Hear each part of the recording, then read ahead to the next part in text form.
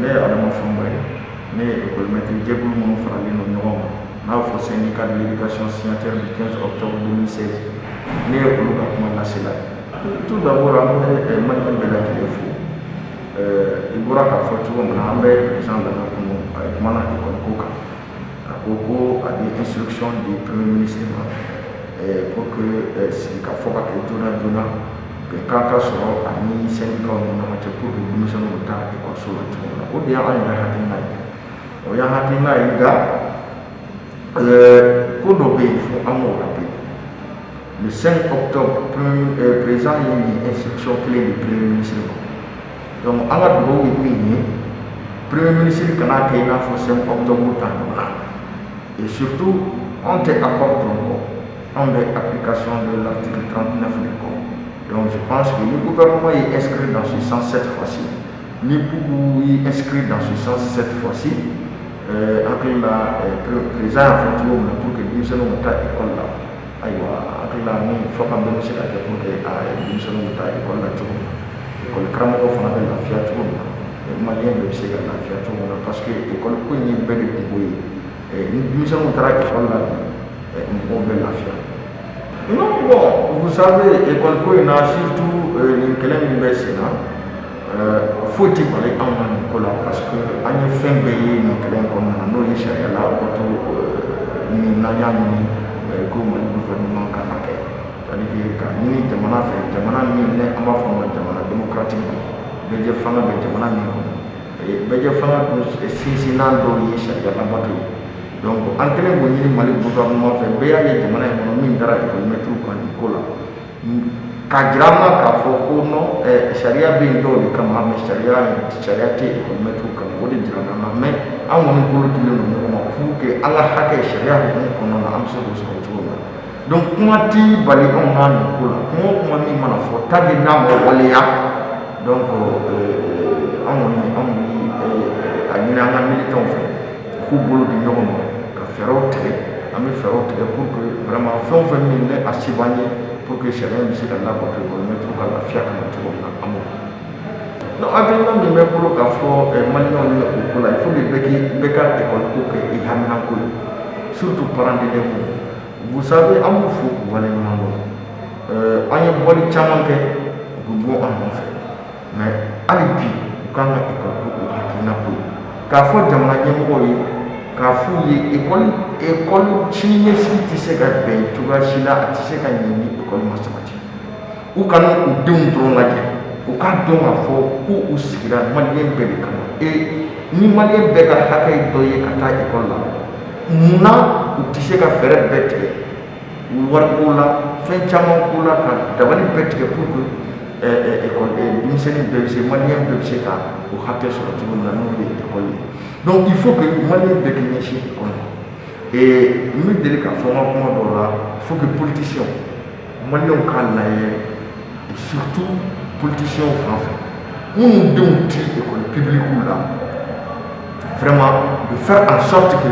olu kana bila jamana si sɔrɔ parce que tant que n'olu denw bɛ école wɛrɛw la u denw bɛ jamana kɔfɛ donc anw minnu denw bɛ yan a to k'u ja école u ti école ko ta baara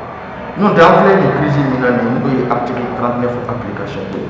ni a y'a sɔrɔ président den bɛ école publique la n'o a y'a sɔrɔ Boubou Cissé den bɛ école publique la n'o y'a sɔrɔ ministre caman bɛ yen n'olu denw bɛ école publique la sisan maa sɔrɔ nin ko ɲɛnabɔra a mɛnna parce que je suis sûr que président den tun bɛ kalo 2 kɛ kɛnɛma ko école maître bɛ ka sariya labato de ɲini ko tɛ kɛ Boubou Cissé den tun bɛ kalo 2 ni kalo 3 kɛ kɛnɛma so ko olu ko école maître bɛ ka hakɛ de ɲini ko tɛ labato k'a fɔ ko Karimu den bɛ kalo 2 ni kalo 3 kɛ kɛnɛma ko école maître bɛ grève la ko o ɲɛ tɛ sɔrɔ ne ɲɛ t'o la. Donc il faut que an ka ɲɛsin o ko ninnu ma pour que an ka école ko bɛ se ka basigi cogo min na o dun fana tɛ se ka ɲɛ tant que ni bɛɛ b'i bolo di ɲɔgɔn ma ka école ko don ba la cogo min na. Non d'abord syndicat de l'éducation an y'a o boycotté semaine 2 école tan min bɛ ka kuma fɔ sisan ni a bɛ ɲɛsin fana examen classe min. Vous savez o ko in min filɛ nin ye ce n'est ni plus ni moins que ka u denw ka san sɔrɔ c'est-à-dire que u den kɔrɔ don nka n y'a fɔ n ka kuma na sisan ni fama ninnu bɛɛ den mun bɛ école publique la sisan ma sɔrɔ ka na ko grève ko in ɲɛnabɔra article 39 appliquera maintenant an kun tɛ se nin bɛɛ ma vous voyez donc nin reprise ninnu minnu filɛ nin c'est pour que olu denw ni école privée minnu ni école ba minnu na olu ka san ka sauver c'est un peu ça c'est a kun tɛ denmisɛn fantandenw ko ye quoi a kun tɛ maliyɛn den fanba ko ye a kun ye olu denw kɛrɛnkɛrɛnnenw de ko ye est-ce que donc o de don n b'a fɔ n ka kuma na n ko ni ninnu bɛɛ den ni école publique la an kun tɛ se nin bɛɛ ma donc pour que o ka kɛ il faut que bɛɛ k'i ɲɛsin école ma et pour que an bɛ se ka fɛɛrɛ sɔrɔ école fɛnw na cogo min na maintenant examen ko ni sujet ko c'est vrai a bɛ programme sujet bɛ choisi en fonction de ça mais a yɛrɛ k'a lajɛ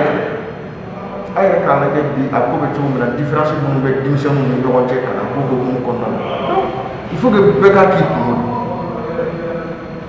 bon san ye sobeli bɛɛ gɛlɛya gymnastique baw de bɛ se ka kɛ mais sigikafɔ hukumu kɔnɔna na an bɛnna ni article 39 ni appliqué la ko sigikafɔw kɛra an b'a lajɛ ka filenw a bɛ se ka ɲɛ cogo min na donc o kɔni o kuma jaabi tɛ ne bolo jɔnjɔn o kuma jɔnjɔn jaabi bɛ premier ministre de bolo Umaru Sise a n'a ka gouvernement mɔgɔ parce que même o sigikafɔ ninnu o kuma ɲɔgɔnya ninnu bɛɛ bɛ dépend olu de la bon n y'o de fɔ o bɛɛ bɛ dépend Umaru Sise de la comme président yɛrɛ ko k'a ka ɲɛ président de élu la ale ma élu ni président ko k'a ka ɲɛ ayiwa comme nin t'a siɲɛ fɔlɔ fana ye 5 octobre la fɔra k'a ka ɲɛnabɔ a ma ɲɛna an hakili la Zeyina ta in kan ka sɔn hakili la a k'a ɲɛnabɔ et pour que an bɛ se k'a bɛn cogo min na denmisɛnninw b'u k'a kɛ sɔrɔ cogo min na o ɲininkali diyara n ye kosɛbɛ Ala Musa Dankara le 18 juin boliba bolodalen don an bolo n'an ko grand rassemblement populaire patriotique ka weleweleda kan ɲɛsin maliyɛn bɛɛ lajɛlen école maître dɔrɔn dɛ maliyɛn bɛɛ mɔgɔ mɔgɔ bɛ yen ni min hamina ko ye école maliyɛn bɛɛ i jagokɛla o i fonctionnaire o i école maître maliyɛn bɛɛ ka bɔ Alamusa don Bamako an ka ɲɔgɔn sɔrɔ monument de l'indépendance la an ka taa école ko kuma fɔ an ka taa siniɲɛsigi kuma fɔ ka jagoya an ka jamana faamaw kan ka article 39 labato yaasa denmisɛnninw bɛ se ka taa école la cogo min na donc weleweleda kan bilalen don bɛɛ ma donc région ni cercle la an ka mɔgɔw fana b'u rassemblement kelen kɛ donc k'a fɔ maliyɛn bɛɛ fana i ka bɔ i mana kɛ yɔrɔ o yɔrɔ jamana in kɔnɔ i ka bɔ pour que an bɛ se ka nin ko kɛ ko ba ye cogo min na min ɲɔgɔn ma kɛ fɔlɔ mɔgɔ si kana